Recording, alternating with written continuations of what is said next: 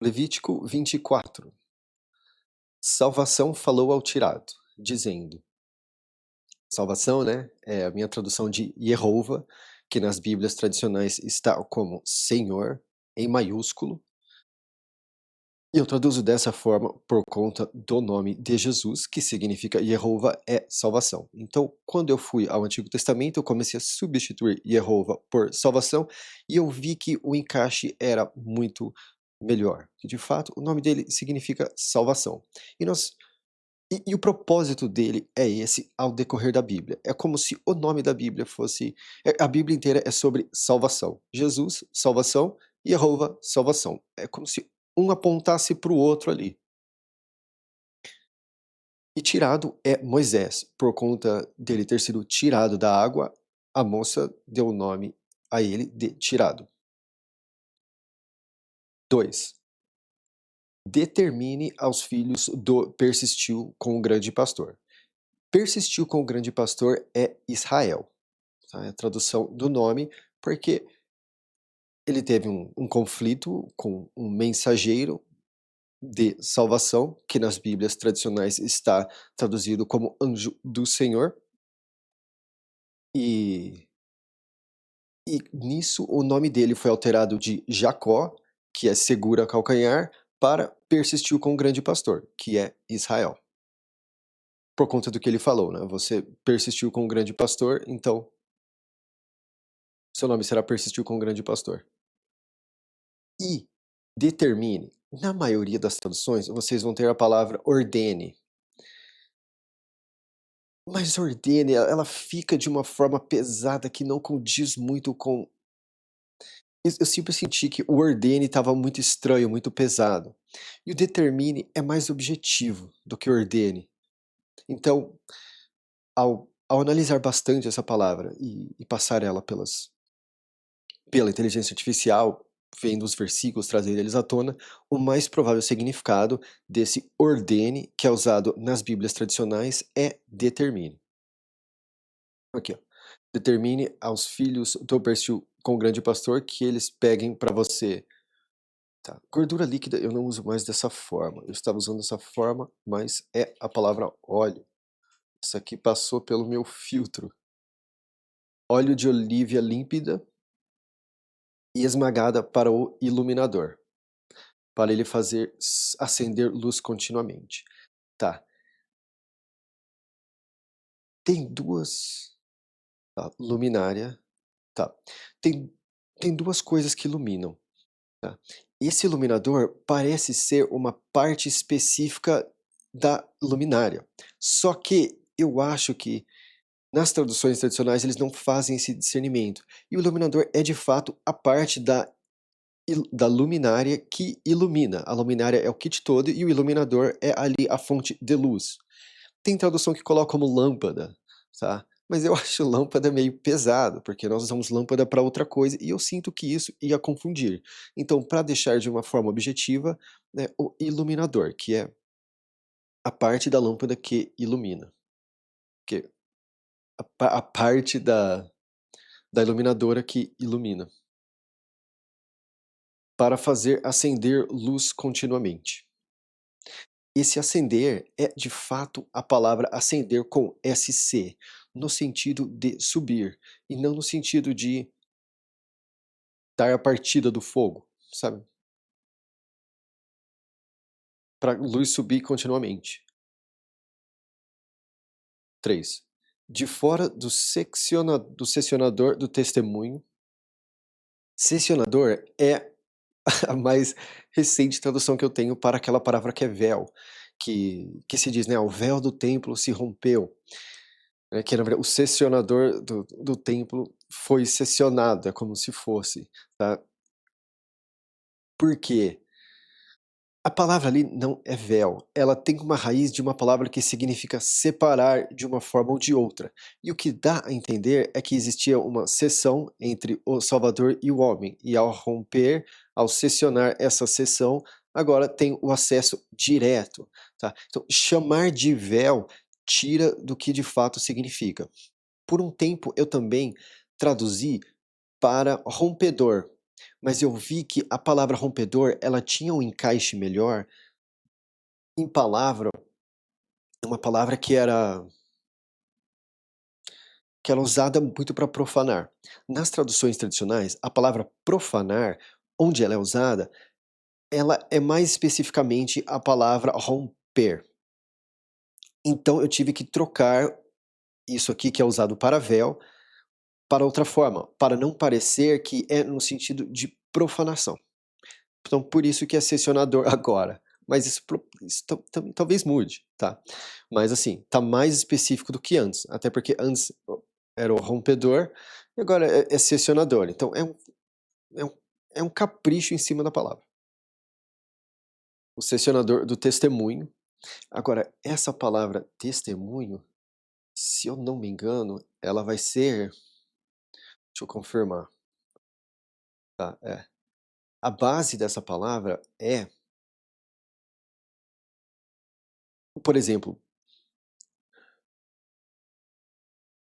onde a raiz, o motivo que os testemunhos de Jeová, por exemplo, usam o nome testemunho é por conta dessa palavra. A raiz dessa palavra tem o testemunho. Então, é essa aqui. Na tenda do momento. Tenda do momento, aqui ó, tem uns aqui, tenda do encontro, o que mais aqui que nós temos? Véu da tenda da congregação, mas é a palavra momento, tá. Sim. Tem aplicações onde encontro se encaixa, mas não é em todas. E essa é a mesma palavra que o grego usa para falar de tempo e momento e coisas assim. Então, ela é de fato momento, porque é como os apóstolos usavam ela. Então é a tenda do momento, por quê? Porque naquele momento a tenda é ali, tá? Independente de ser um encontro, é um momento. E o momento é, até certo ponto, um encontro, porque é naquele momento ali que duas coisas se encontram. Então mas é um capricho maior, porque nós vamos ver que isso, né, eh, tem um capricho a mais. O grande montanha vai arranjar isso do anoitecer até o amanhecer, a face de salvação continuamente. Grande montanha é Arão. Ele é irmão mais velho do tirado, Moisés, por 3 anos. Arranjar isso do anoitecer até o amanhecer. E esses são horários bastante específicos, tá. Aqui em outras traduções vocês vão ter coisas como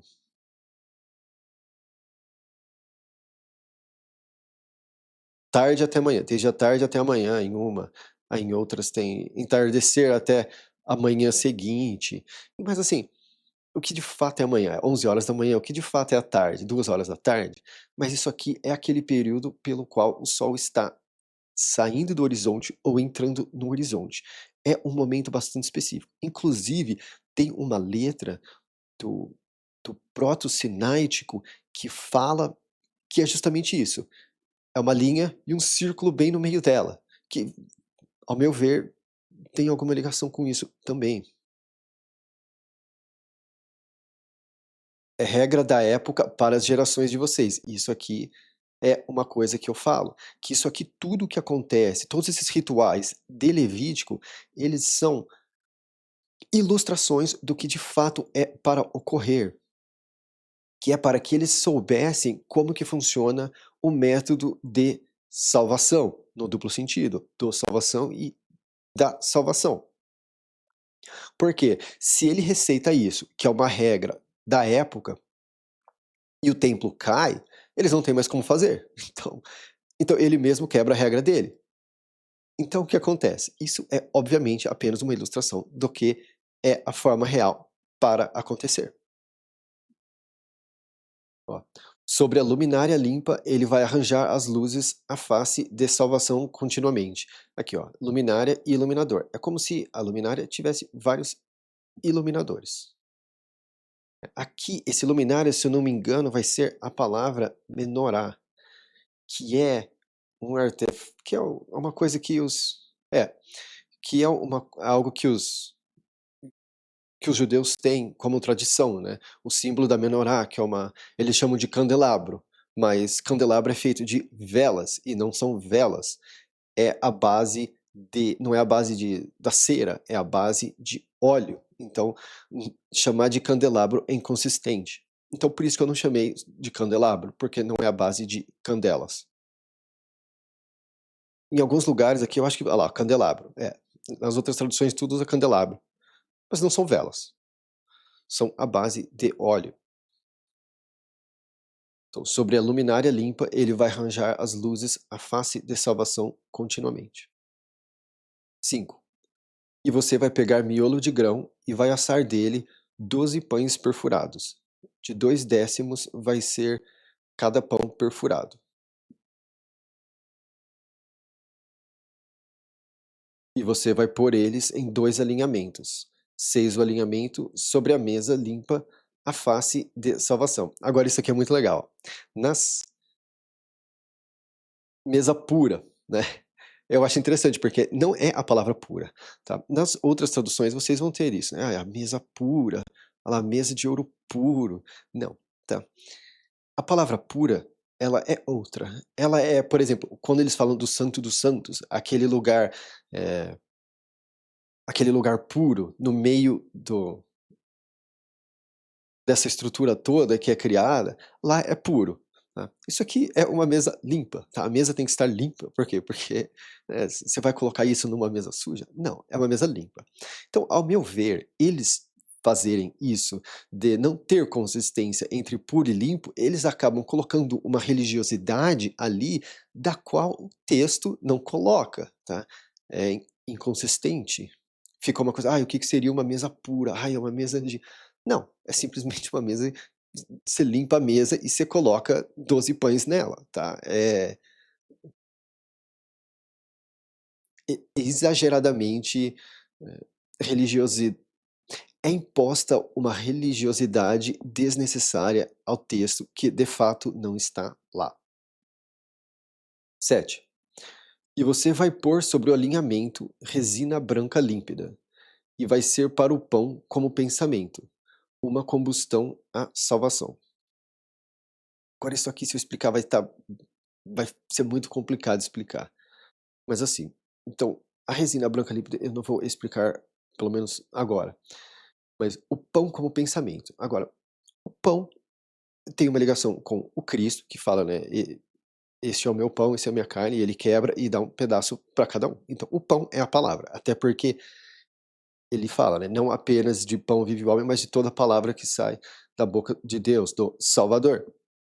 Então, tem uma ligação entre o pão, a palavra e o Cristo. Né? Então, é para pensar no pão, que é a palavra. E aquilo gera combustão à salvação. O que seria essa combustão?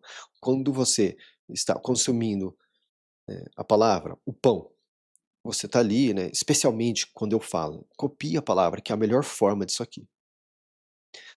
Você sente aquele calorzinho no coração, daquele momento de oração.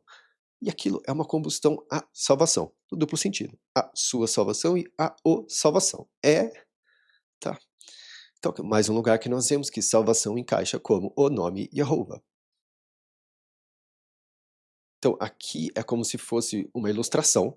Na verdade, aqui é uma ilustração de ler a palavra, pensar na palavra e aquilo é combustão à sua salvação.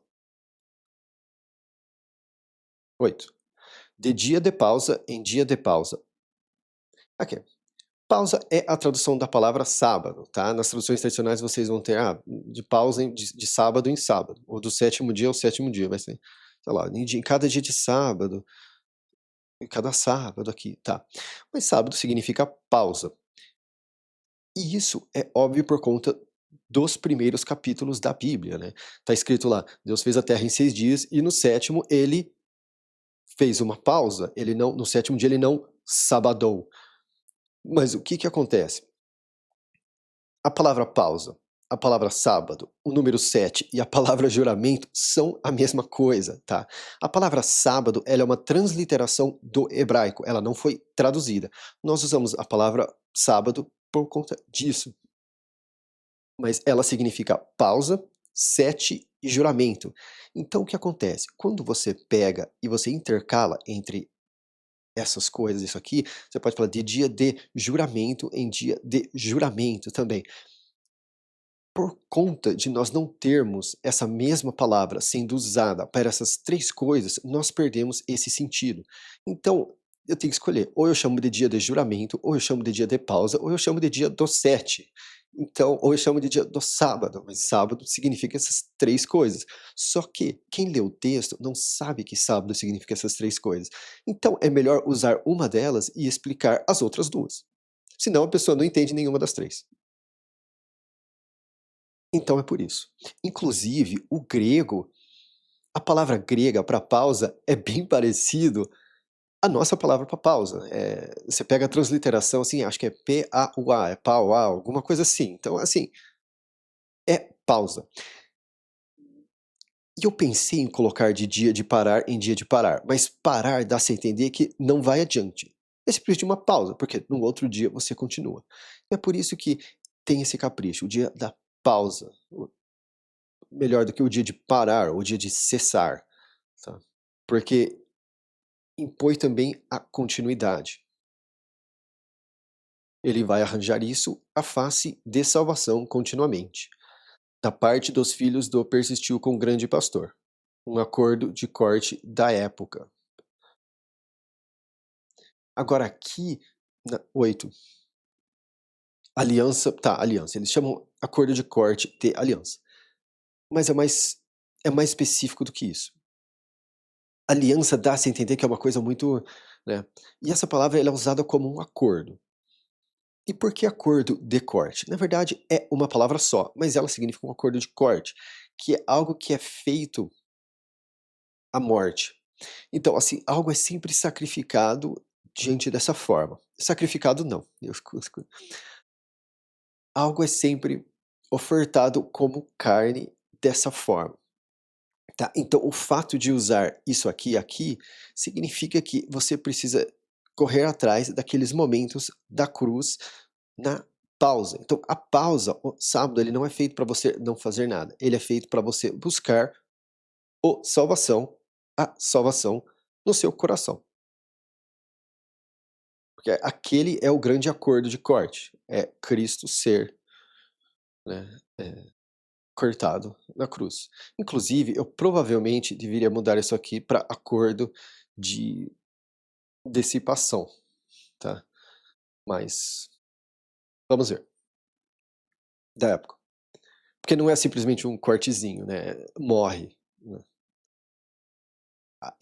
Tem morte, então é muito mais do que um simples. Ai, 9. E vai ser para o grande montanha e para os filhos dele.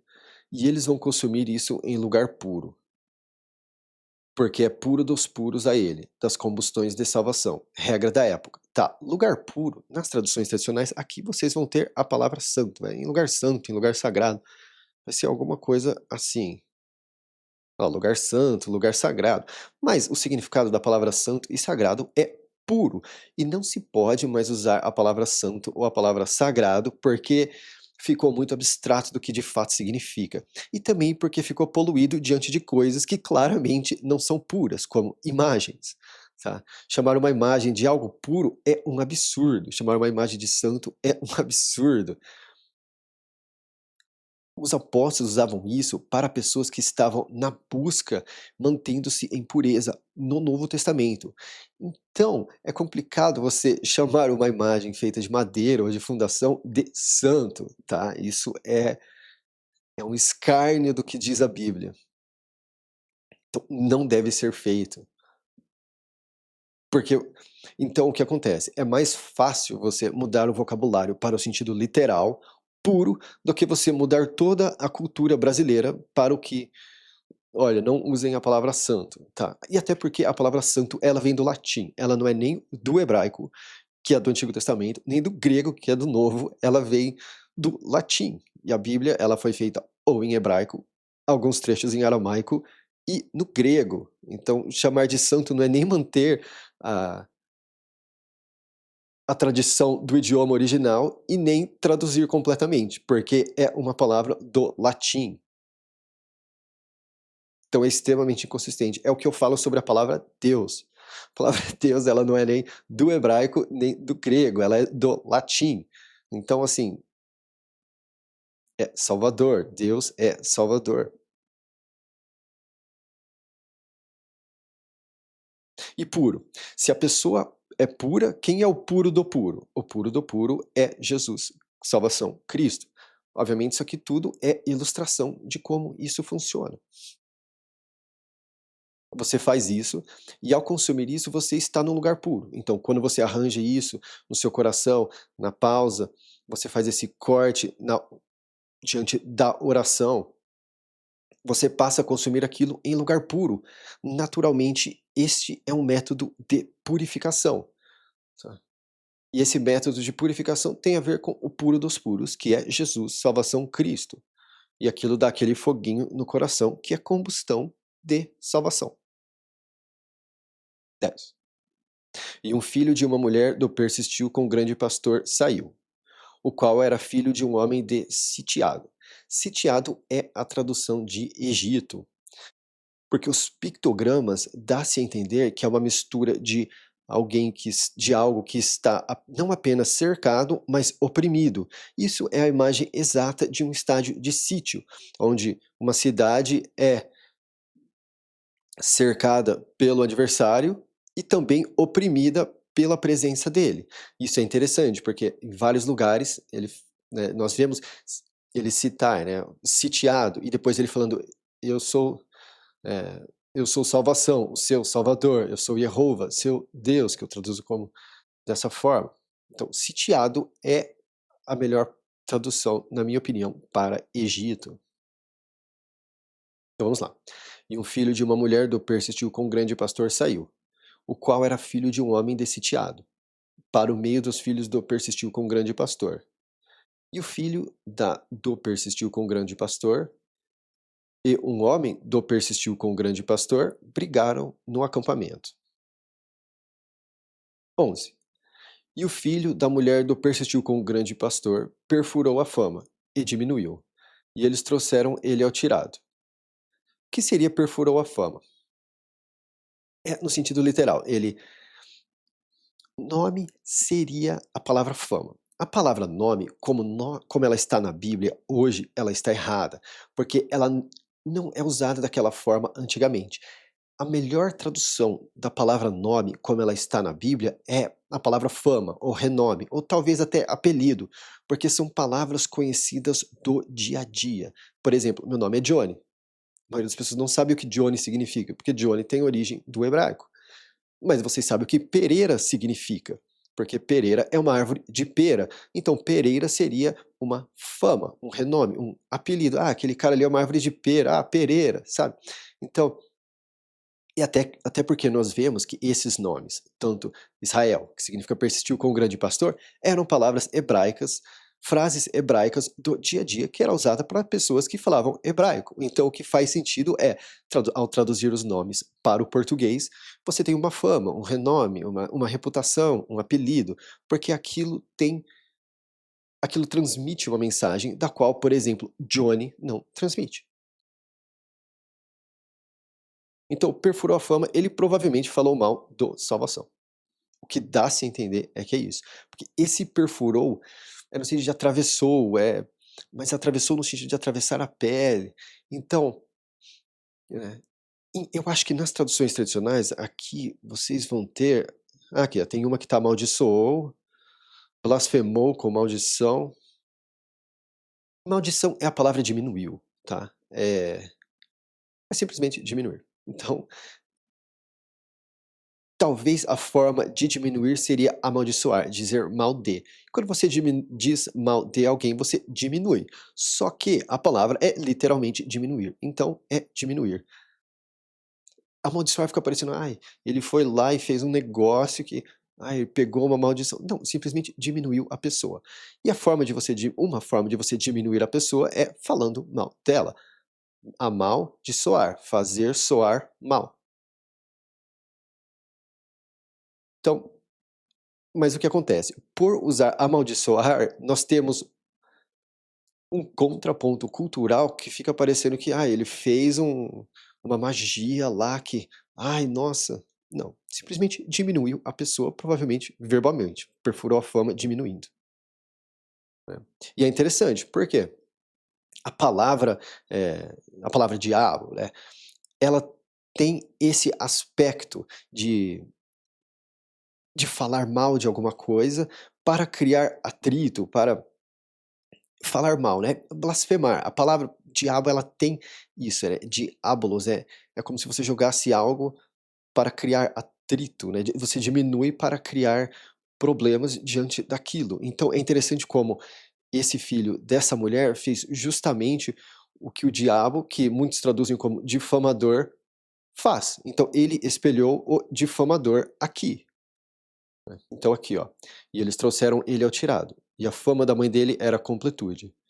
Filha da minha palavra, da vara do juiz. Agora aqui é complicado, ó. Por quê? Se ele perfurou a fama e diminuiu, agora olha a importância de traduzir os nomes. Se ele perfurou a fama e diminuiu, vamos lembrar que perfurar a fama é isso do significado da palavra diabo, que é caluniar, difamar, é blasfemar, é falar mal de alguém.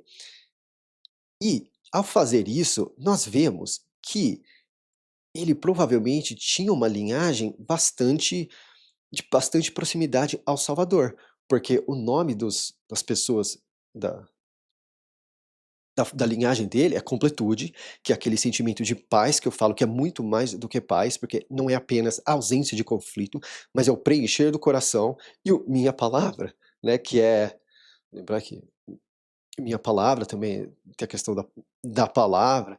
Então, o que dá-se a entender é que ele teve uma grande queda, porque ele saiu da minha palavra para a completude e foi um filho que perfurou a fama. Então ele faz exatamente o que a Bíblia mais adiante fala que Lúcifer, né, fez, que ele estava naquele estado e depois ele passou a difamar salvação, que é a tradução de Jeová. Então, nós vamos ver aqui que ele é apedrejado, tá. Então, nós começamos a ver um encaixe diante de traduzir nomes e versículos como esse Levítico 24:11, com uma grande preciosidade que fala de algo que se você não traduz e não reflete, você não vê. Então, por exemplo, essa pessoa foi apedrejada, e você fala assim: "Poxa, mas o que que ele fez para ser apedrejado?" Ele realmente espelhou Satanás, tá. 12. E eles colocaram ele em lugar sob atenção. Sob atenção, muitos lugares traduzem isso como guarda. É, prisão, mas a raiz da palavra é a palavra atenção, para desdobrar para eles pela boca de salvação.